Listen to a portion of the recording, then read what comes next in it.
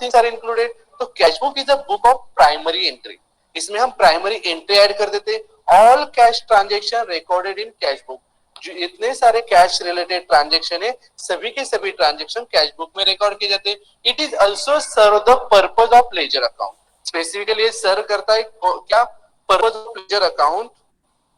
The cash account and bank account are not maintain in general ledger. Cash account and bank account हम general ledger में maintain नहीं कर सकते।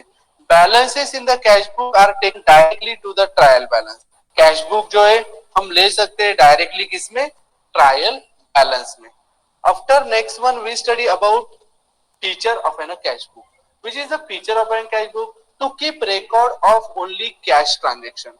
हम इसमें क्या करते, रिकॉर्ड करते cash transactions. Okay, second one, all receipt are recorded in debit side, जितने भी सारे रिसिप्ट है those all receipt are recorded into the debit side. And second one, all payment are recorded into the credit side. तो receipt side shows all recorded in debit side and payment receipt means हमारे पास जितनी cash है हम receipt में लिखेंगे, हम जितना payment करने वाले हम पेमेंट में लिखेंगे। क्रोनोलॉजिकल ऑर्डर, अगर हम बात करते हैं क्रोनोलॉजिकल ऑर्डर की, तो this is an recorded date wise, means 1 January, 2 January, 3 January. हम डायरेक्टली 1 जनवरी के बाद 20 जनवरी नहीं ले सकते, हमें 2 जनवरी लेना रिक्वायर्ड है, 3 जनवरी लेना रिक्वायर्ड है, 4 जनवरी लेना रिक्वायर्ड है। This is N chronological order. The transaction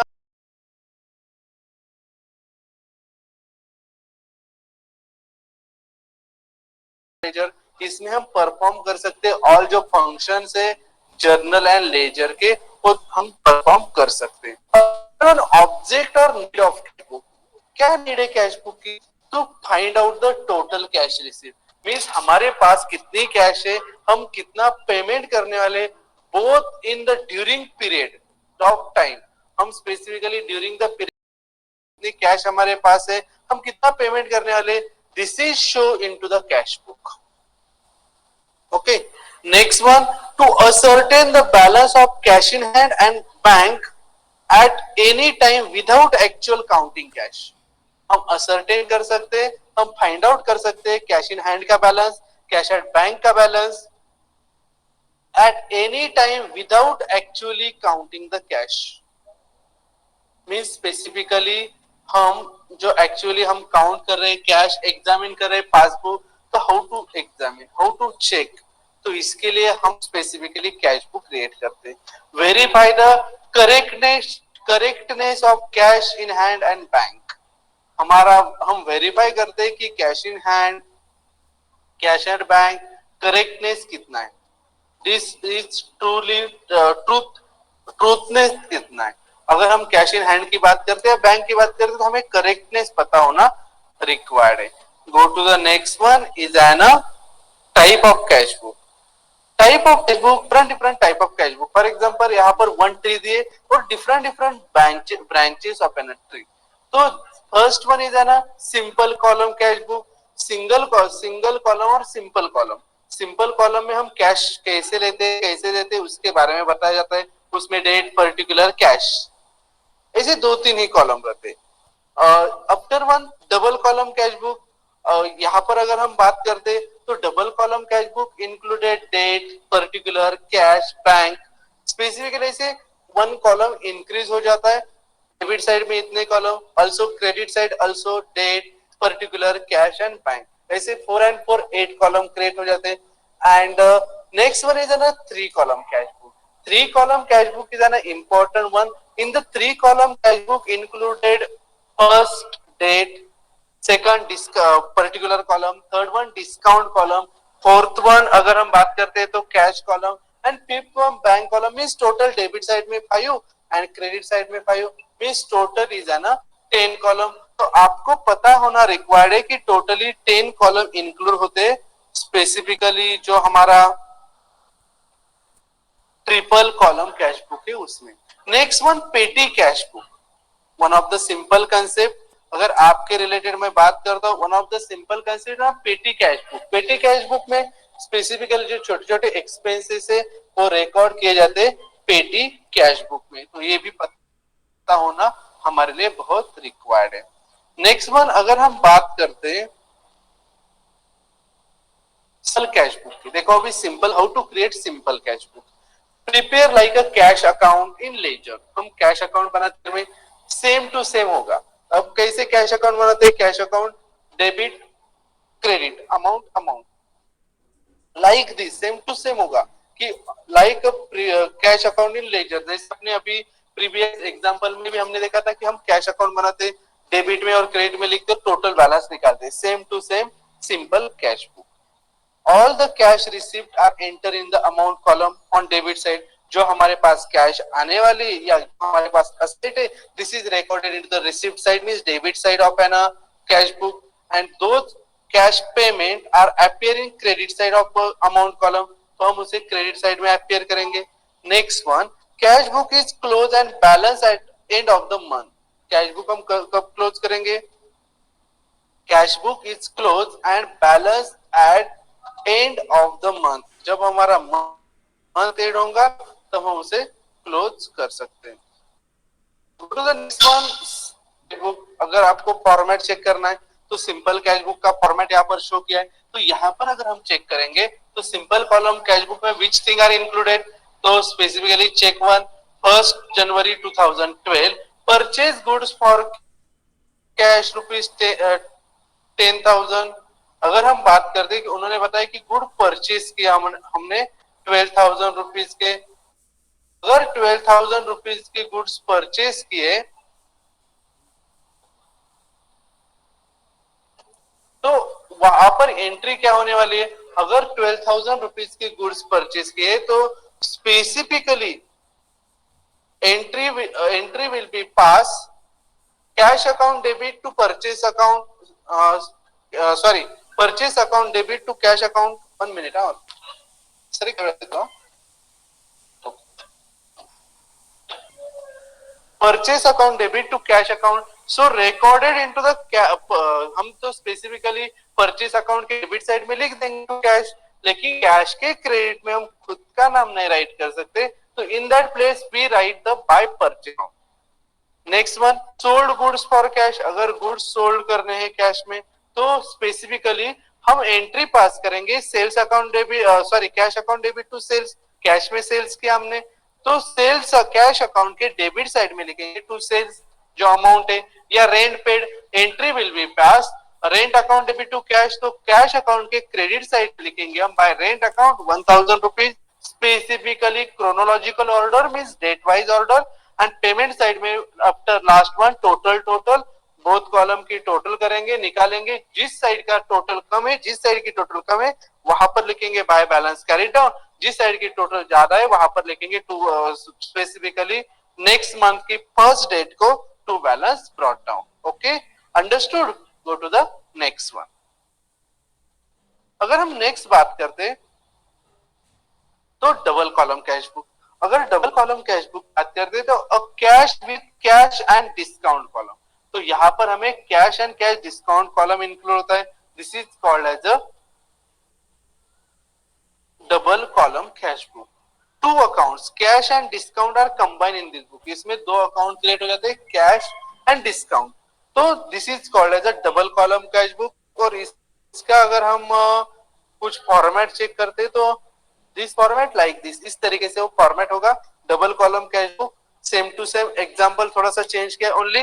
rent paid rupees 1,300 cash account debit sorry rent account debit to cash. Cash के क्रेडिट साइड में हमने लिखा बाय रेंट क्योंकि खुद के अकाउंट में खुद का नाम नहीं लिख सकते। In the cash column date received LF number means ledger folio number discount and amount ऐसे डिफरेंट कॉलम इंक्लूड हो जाते हैं। तो specifically by rent account. Next जो ट्रांजैक्शन था paid Ram and company 3,950 discount receive 50। उन्होंने 3,950 पेड किए थे और डिस्काउंट रिसीव किया था। तो entry will be pass specifically entry pass हो गई थी Ram and company account debit 3,950 discount received account debit 50 to cash account. दोनों की टोटल जो आएगी 4,000 हो। तो हमने एंट्री पास की स्पेसिफिकली कैश बुक के क्रेडिट साइड में date is an 5 January by Ram account क्योंकि राम खुद का नाम तो नहीं लिख सकते, तो राम का अकाउंट लिख सकते, तो discount column is an 50 rupees and 3950 rupees is an amount column, this an cash. Okay, next one दिया था received from Gupta and company rupees 9900 and discount allowed, उन्होंने डिस्काउंट अलाउड किया था, उसको उन्होंने डिस्काउंट दे दिया था, तो entry will be pass cash account debit to discount allowed account to Gupta and company account. तो हमने एंट्री पास की 6 जनवरी को, और अगर हम खुद के अकाउंट में नहीं लिख सकते तो अपोजिट में जो अकाउंट है उसका नाम ले लिया, तो गुप्ता अकाउंट. तो डिस्काउंट कॉलम में हमने लिखा 100 रुपीज एंड अमाउंट कॉलम में लिखा 9900. तो इन दोनों में से हाई टोटल कौन सी साइड की ज्यादा टोटल? सिर्फ टोटल कॉलम की हम टोटल करेंगे, डिस्काउंट की कभी भी टोटल नहीं की जाती. ओके, तो स्पेसिफिकली टोटल कॉलम की अगर हमने टोटल की तो अगर हमारी debit side is higher than credit side, तो दोनों साइड में 9900 रिटर्न के आफ्टर वन दो side are less than another side, in that side write down buy balance carried down 4650 31 जनवरी को, एंड सेकंड इफेक्ट 1 फरवरी को दिया हमने 4650 रुपीज का. Go to the next one, third one is है ना triple column cash book. Triple column cash book यहाँ पर आपको स्पेसिफिकली दिखाई दे रहा है आपको कि यहाँ पर कुछ तो दिया है, तो क्या दिया है अभी हम चेक करने वाले. तो यहाँ पर हमें दिया है स्पेसिफिकली चेक. तो इन दैट थिंग अगर जहां पर चेक ऑप्शन आ जाता है, जहां पर चेक आ जाते, तो इन दैट प्लेस स्पेसिफिकली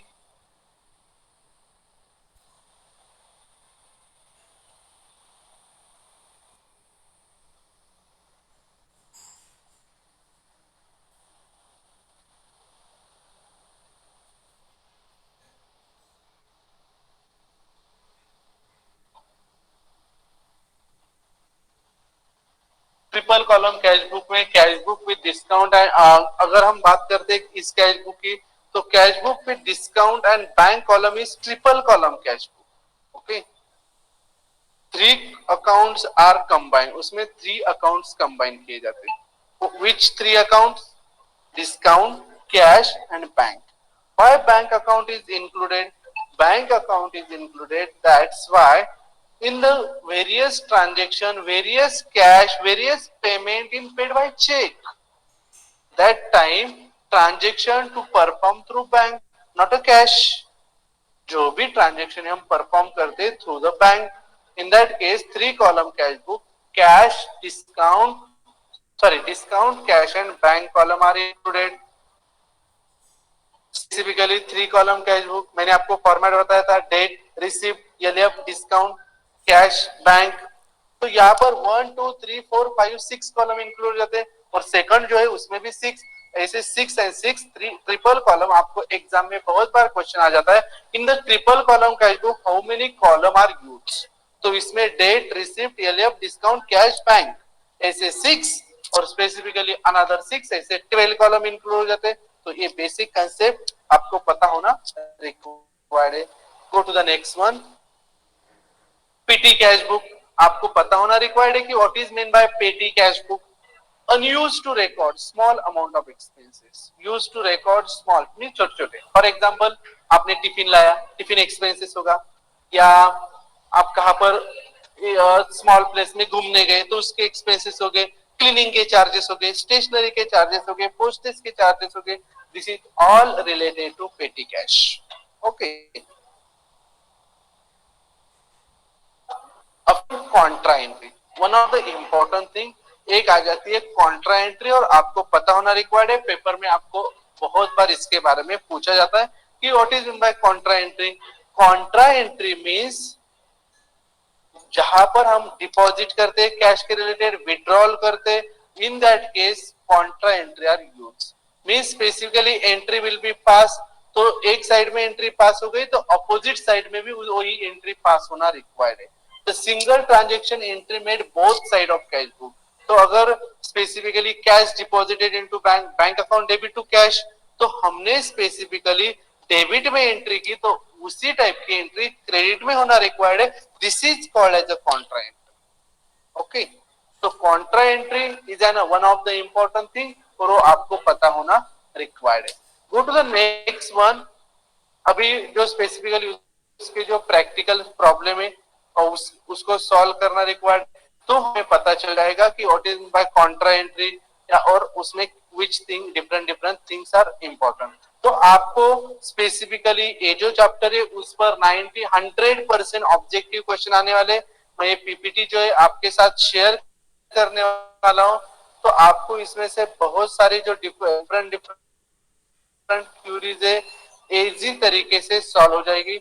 लेकिन that is the important thing कि बहुत इंपॉर्टेंट है. इस पीपीटी में आपको प्रॉपरली इन्फॉर्म किया गया है कि कौन कौन सी थिंग्स रिक्वायर्ड है, कौन कौन सी थिंग्स इंक्लूड है.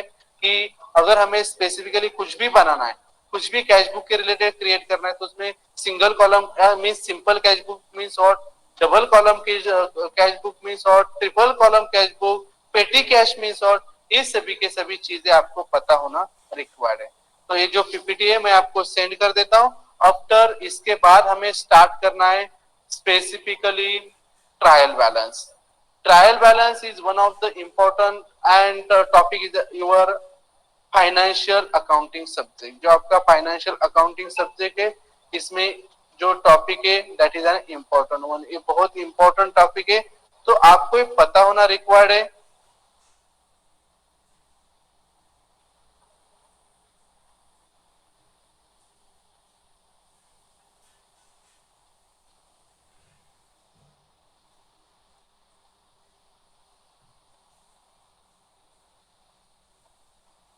तो आपको ये स्पेसिफिकली पता होना रिक्वायर्ड है कि इसमें which different different things are included, कौन कौन से ऐसी डिफरेंट थिंग क्यों इंक्लूड हो जाती है, तो हम इसे इजी तरीके से सॉल्व कर सकते हैं.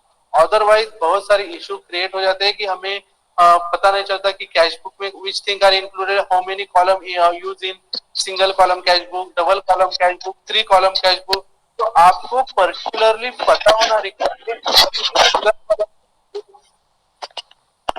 इन double column cash book, in 3 column cash book कौन कौन सी थिंग यहाँ पर इंक्लूड हो जाती है. ओके.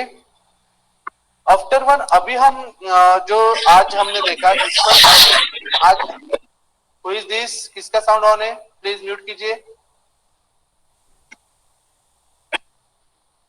आज का जो टॉपिक मैंने आपको पढ़ाया उस पर भी आपको एग्जाम में क्वेश्चन आने वाले. ओके. तो अच्छी तरीके से प्रैक्टिस कीजिए. That is an very simple question. कुछ भी डिफिकल्ट क्वेश्चन नहीं रहेंगे, सिर्फ आपको प्रॉपरली उस क्वेश्चन को सॉल्व करना. Okay all of you. ठीक है, बाकी का हम नेक्स्ट लेक्चर में कंटिन्यू करते हैं. चलो, थैंक यू.